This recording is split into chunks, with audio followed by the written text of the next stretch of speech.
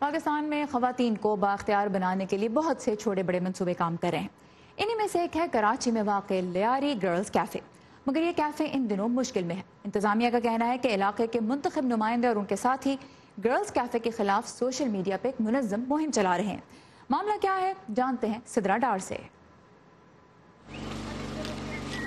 لیاری کے محلے مندرہ میں بلوچ، سندھی، کچھی میمن کمیونٹی آباد ہے. یہاں 2 سال سے لیاری گرلز کیفے قائم ہے جس میں بچیوں اور خواتین کو ہنرمند بنانے کے ساتھ ساتھ کمپیوٹر اور لینگویج کے کورسز بھی کروائے جاتے ہیں. لیکن ان دنوں یہ کیفے تنازعات میں گھرا ہوا ہے. اس کے منتظم سمیر میندرو کے مطابق عورت مارچ اور یہاں لڑکیوں کے سائیکل چلانے سے ناخوش علاقے کے MP اور ان کے ساتھی سوشل میڈیا پر ان کے خلاف ایک منظم مہم چلا رہے ہیں. جب ہماری سائیکلنگ اسٹارٹ ہوئی تھی اگر کسی کو اعتراض ہے تو آپ کو کمیونٹی میں رہ کے اس کے اعتراضات کو ختم کرنا پڑتا ہے. تو ہم نے ان کے اعتراضات کو ختم کیا, ہم نے وہ باؤنڈری وال میں کیا. سوشل میڈیا پہ جا کے کسی کے بندے کی جو ہے وہ کریکٹر اساسینیشن کرنا شروع کر دیں اور اس پہ آپ بہتان بازی شروع کر دیں. آپ کسی بندے کا نام لے کے اور اس پہ لنک کریں آپ مذہب کو تو کتنا سینسٹیو ایشو بن جاتا ہے, اور وہ جب ہم عورتوں اور بچوں پہ کام کر رہے ہیں. کیفے چلانے والوں کا دعویٰ ہے کہ مساجد میں اعلانات، علماء کو بھیجے گئے خطوط اور سوشل میڈیا پوسٹ نے اس ناپسندیدگی کو مذہبی رنگ دے دیا ہے جس سے کیفے کو اب مسائل کا سامنا ہے.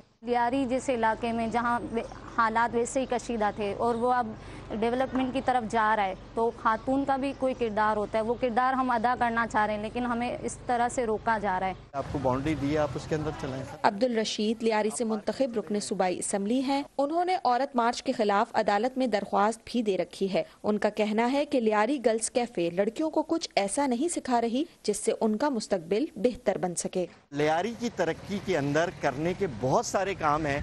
فٹ بال اور سائیکل صرف کام نہیں رہ گیا لڑکیوں کا. بچیوں کو جو وسائل نہیں رکھتے ان کو پڑھانے پر توجہ دیں. یہ نظام حکومت ہے, کچھ قوانین طے ہیں اور ان قوانین کو کوئی پھلانگے گا وہ کسی دائرے سے بھی ہو تو یہ حکومت اور ریاست کی ذمہ داری ہے کہ اس کی پکڑ کرے.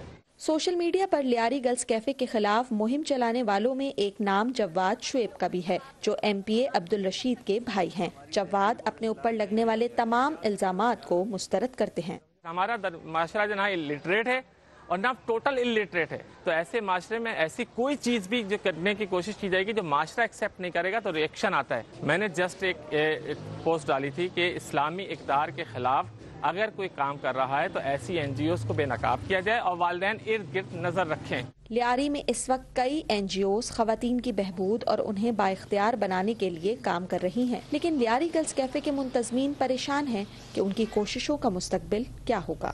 Sidra Dar, voice of America, Karachi.